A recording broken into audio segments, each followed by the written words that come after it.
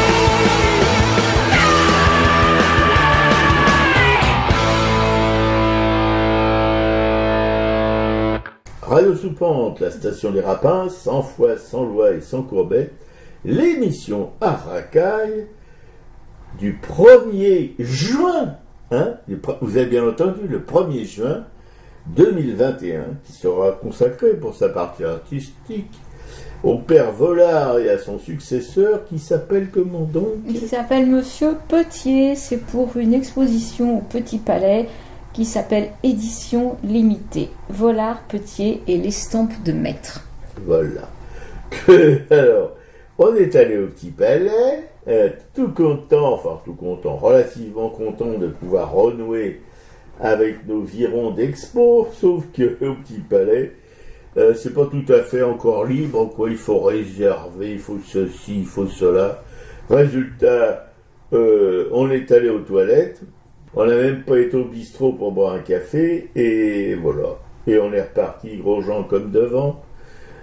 Direction une autre expo qui était fermée aussi, celle de la galerie Kaléidoscope, la galerie itinérante. Donc on est allé dans la même rue Chapon, un peu plus loin, où il y avait une expo de quelques dessins du Buffet. Voilà ce qu'on va raconter aujourd'hui. Mais comme tu as acheté le catalogue de l'exposition, on peut quand même la présenter.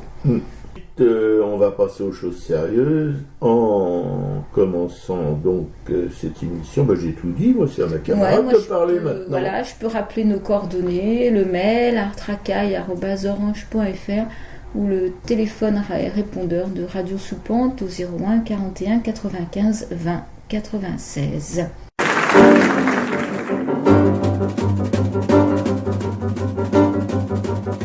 Elle est malingre, elle est petite, elle boit de grands verres d'eau bénite, tout en feuilletant le glossaire des mots interdits par Dieu le Père. Elle coupe, elle mutile ou elle blesse, ici un cœur, elle a une fesse. Elle est le chirurgien des rois, l'Ambroise Paré sans foi ni loi. Sur le corps, elle porte une bure pour cacher ses trésors absents. Sur le cœur, elle porte une tonsure comme on porte un Saint-Sacrement. La censure, la censure. Elle est le cerbère des royaumes, l'hydra sans tête et le pogrom. La main de fer et le bâillon qui étouffe les révolutions. Elle est le grand inquisiteur, le bûcher purificateur. Et il n'y a pas tellement longtemps de Buchenwald au Ku Klux Klan. Sur le corps, elle porte des souillures de poudre, de terre et de sang. Et sur le cœur, des moisissures de prison froide et de couvent. La censure, la censure. Aujourd'hui, dans la douce France, en l'an de grâce et de jouvence, la revoilà qui pointe son nez, qui roule des yeux sous son bonnet. La revoilà qui prolifère et qui pudibonde, qui vitupère contre une poignée d'objecteurs et qui déshonore ses chants d'honneur. Sur le corps, elle porte des dorures pour mieux endormir les enfants.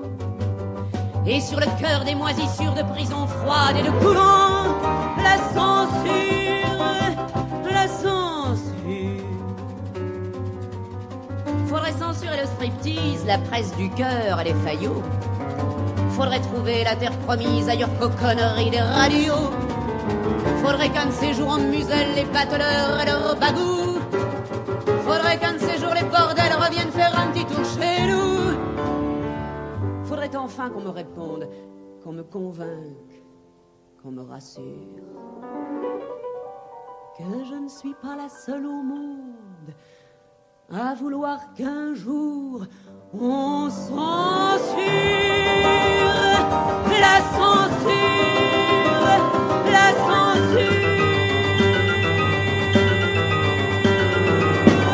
Voilà, c'était la censure interprétée par Catherine Sauvage, cette censure qu'on appelait Anastasie au XIXe siècle. Oui, c'est une chanson qui n'est pas de Catherine Sauvage.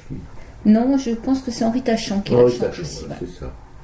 Oui, cette chanson, parce que ordinairement, oui, c'était comme le dit ma camarade Piquicou, on l'appelait Anastasie la censure. C'était bon, ça venait de gens de l'administration, enfin des civils, si on peut dire. C'était pas. Mais aujourd'hui, ça dérape un peu. Maintenant, c'est carrément les flics qui censurent. Voilà. Au poste, dit l'agent. Au poste.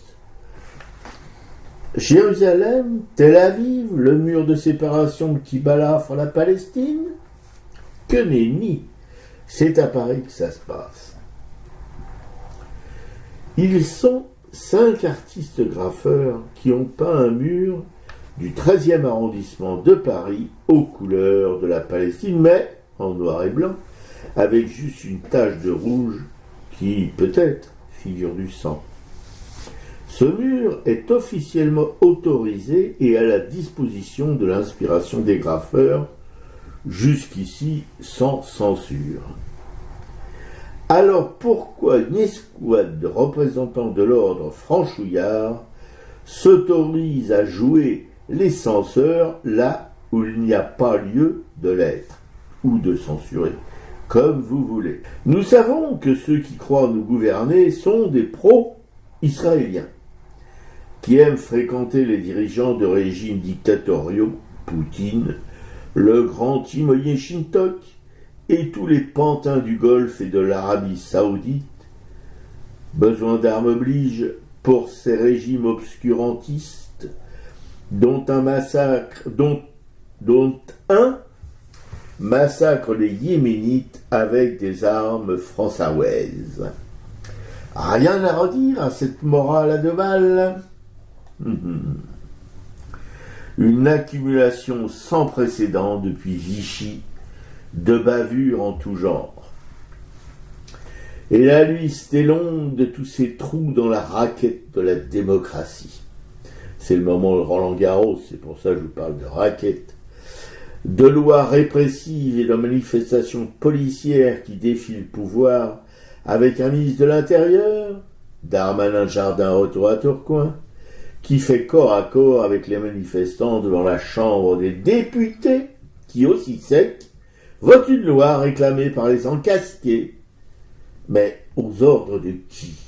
On se pose la question quand on sait que 74% de ces manifestants policiers votent RN, ex-FN, dont la chef, oui chef, est une prétendante au haut trône détenue par le petit badinguet Macron.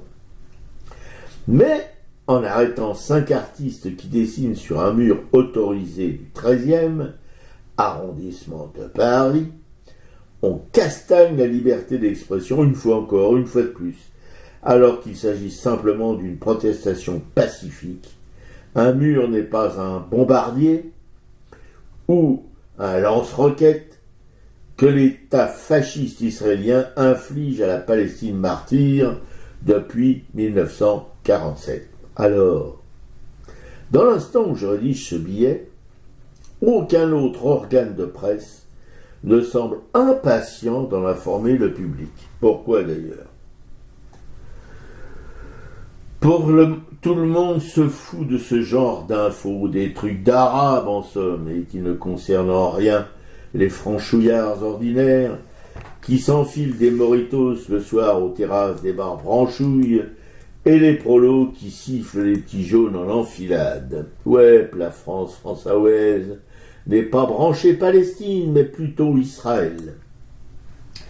Surtout avec une mairesse de Paris qui sponsorise des Tel Aviv plages et inaugure en grande pompe à vélo une place de Jérusalem comme si une place de Michel ou Varlin ou Clément ou Potier ou était du domaine de l'impossible. Non, pas de ça chez nous.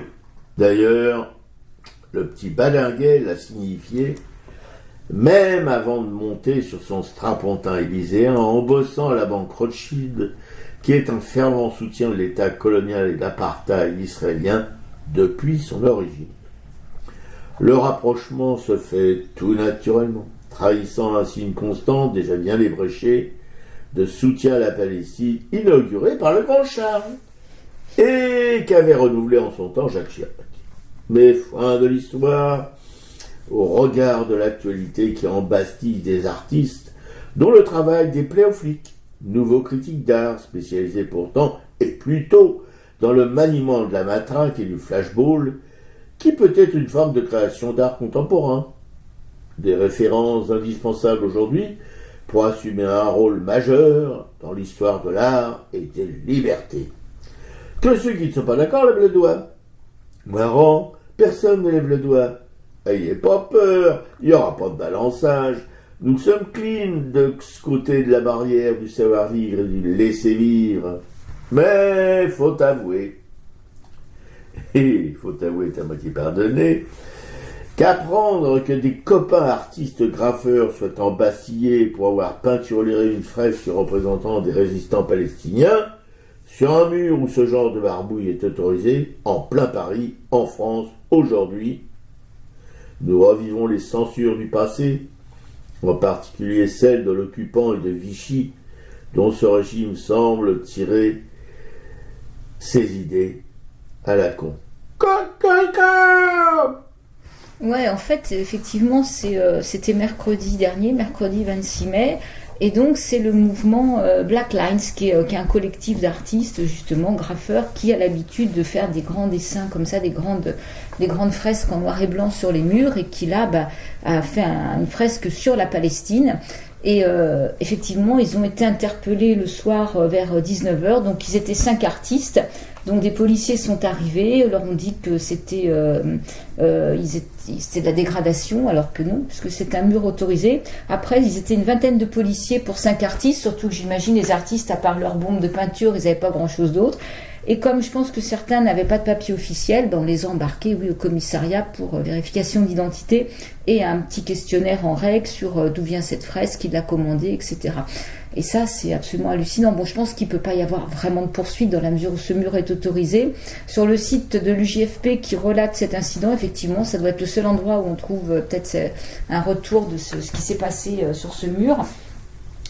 La fresque ne peut pas être attaquée parce que c'est pas du tout un appel au meurtre à quoi que ce soit. Ce sont des Palestiniens avec des kéfiers qui sont dessinés, et c'est marqué, ils n'ont pas le temps de terminer, Free Palestine, donc je vois pas en quoi on peut attaquer ce genre de fresque, quoi. Mais effectivement, là, on est quand même vraiment sur un régime autoritaire, quoi. On sent que petit à petit, on grignote nos espaces de liberté, quoi.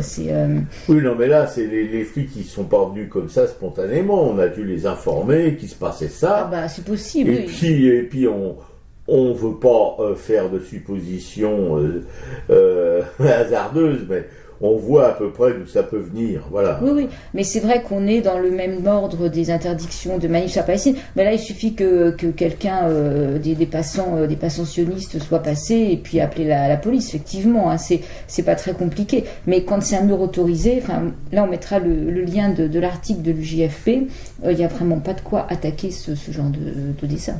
Non, mais ça fait penser, curieusement, bien que ça soit très éloigné, mais ça fait penser à Pierre Stamboul, qui a été visité par les encasqués un beau matin à Marseille. On a défoncé la porte de son appartement, on l'a mis à sac, on l'a embastillé, etc., parce qu'il y avait un franco-israélien depuis Tel Aviv qui avait téléphoné comment on les appelle ces gens-là, ceux qui sont super entraînés là, puis qui massacrent le RAID.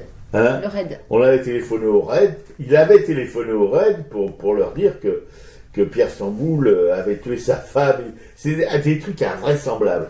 Et j'ai l'impression que là aussi les flics ils sont venus, ils sont même pas au courant, alors qu'il est du quartier, que ce mur est autorisé pour les fresques, voilà, par la mairie de Paris, probablement, par la préfecture aussi. Et pourtant, ils sont pas venus d'un quartier différent, puisque à Paris, chaque commissariat a sa zone où il fait justement son boulot, mais il va pas se balader dans d'autres secteurs que le sien. En tout cas, quand on voit le dessin de cette photo du mur du 13e, on voit bien que le mur est tout graffé. Donc on voit bien que c'est un mur qui est réservé à l'expression des graffeurs, quoi. Comme il y en a dans d'autres arrondissements de Paris où jamais quelqu'un débarque. Bon, voilà, mais tu pourras le mettre sur le blog. Oui, je mettrai tout avec les photos. Oui, bien sûr, parce que c'est intéressant de voir les photos. En plus, c'est bien dessiné. C'est vraiment un super beau boulot. Hein. Vraiment, bravo le collectif Blacklight là, qui fait toujours des fresques engagées. Bah, tant mieux justement, parce que je vois par exemple à Montreuil, il y a eu cette phrase sur un mur de Louise Michel que les communards auraient dû planter leurs pieux au cœur du vampire qui est la finance. Je trouve que cette phrase est très intéressante. C'est vraiment la phrase parce qu'effectivement c'est erreur des communards, comme on l'avait dit, de ne pas avoir pris l'argent de la Banque de France. Donc cette phrase de Louis Michel, elle est vraiment très forte.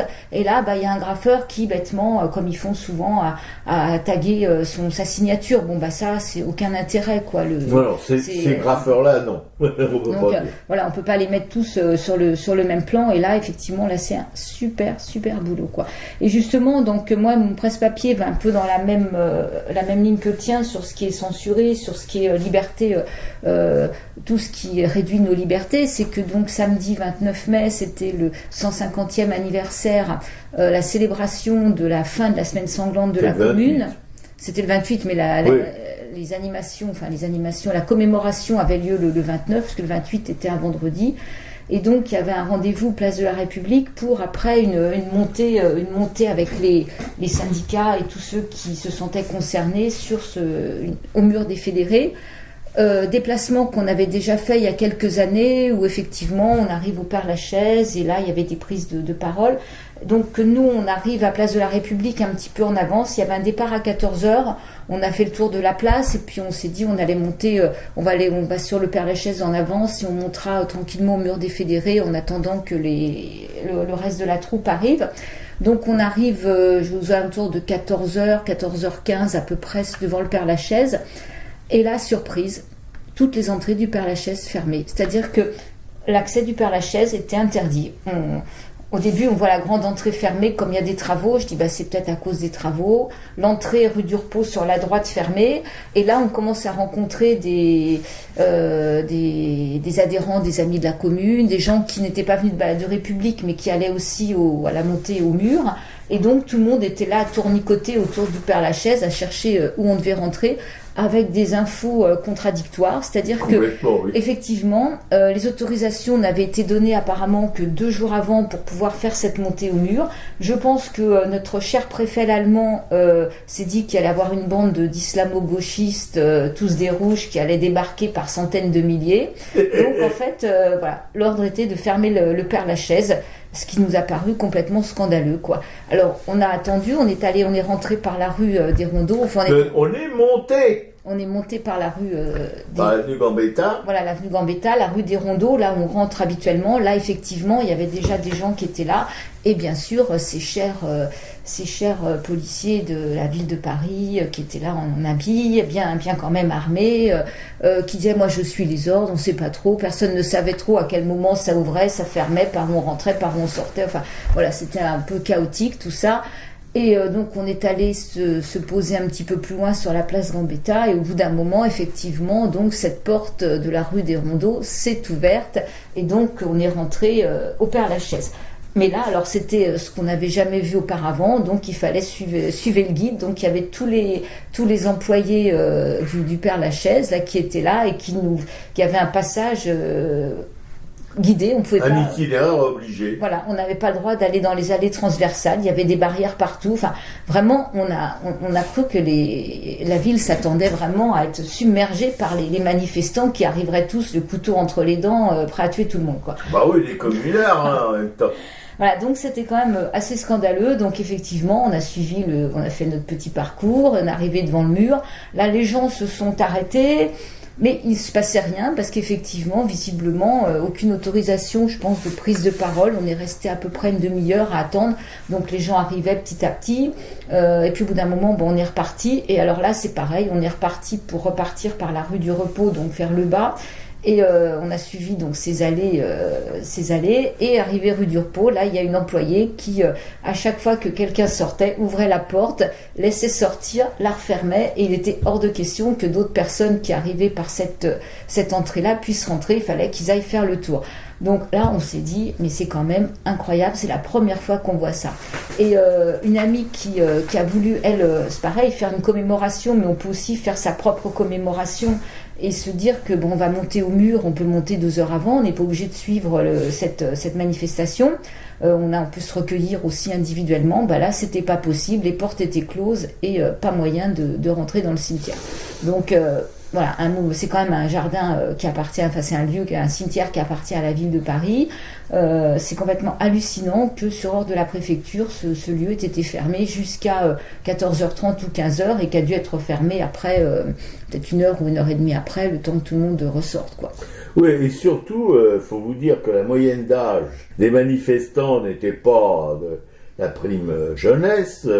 Comment tu m'avais dit hier? Tu m'avais dit dimanche la moyenne d'âge. Je sais pas, je pense que la moyenne d'âge c'était dans les entre 50 et 60 ans. La moyenne, il y a très peu de jeunes, il y a quelques familles, mais très peu.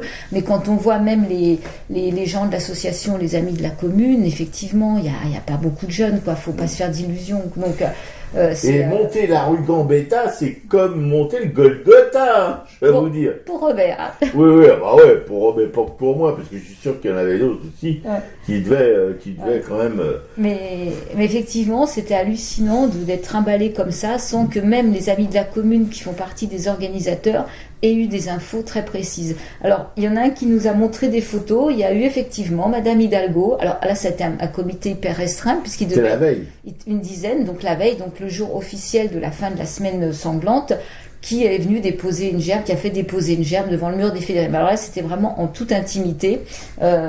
Et effectivement, de faire monter les gens comme ça, de mettre un doux, de voir des policiers, les gardes du cimetière un peu partout, ça perd complètement ce côté commémoration, ce côté recueillement, où on peut ces prises de parole qui auraient été très sensibles, qui nous auraient vraiment rappelé ces 20 000 morts. Enfin, je trouve que là, effectivement, tout ça passe à la trappe, quoi. Oui, c'était vraiment, comment je vois, une promenade du dimanche, quoi, voilà, c'est sans aucun intérêt.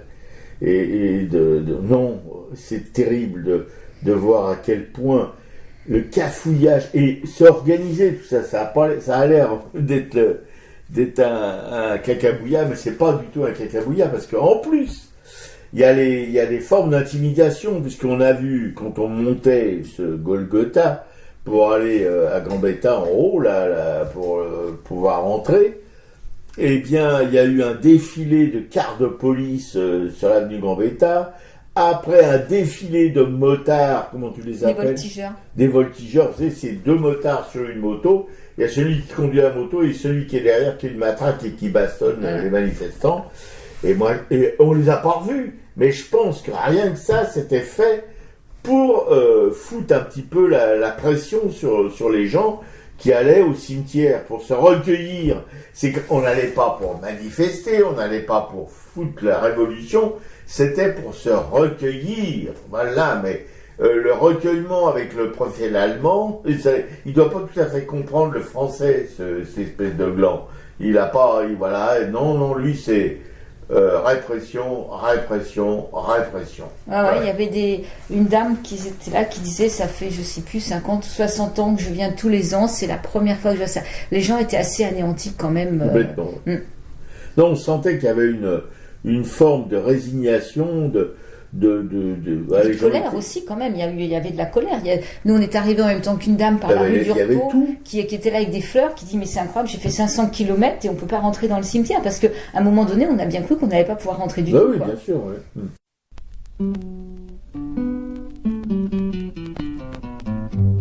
Que la provocation, celle qu'on n'a pas dénoncée, ce fut de nous envoyer en réponse à nos questions vos hommes bien lunettés, bien casqués, bien boucliers, bien grenadés, bien soldés, d'où nous sommes mis à crier.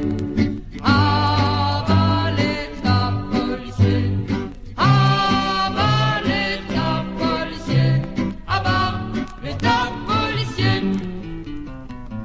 Parce que vous avez posté dans les cafés, dans les gares, des hommes aux allures bizarres pour ficher, pour arrêter les Krivine, les Joshua, au nom de je ne sais quelle loi, et beaucoup d'autres encore, nous avons crié plus fort.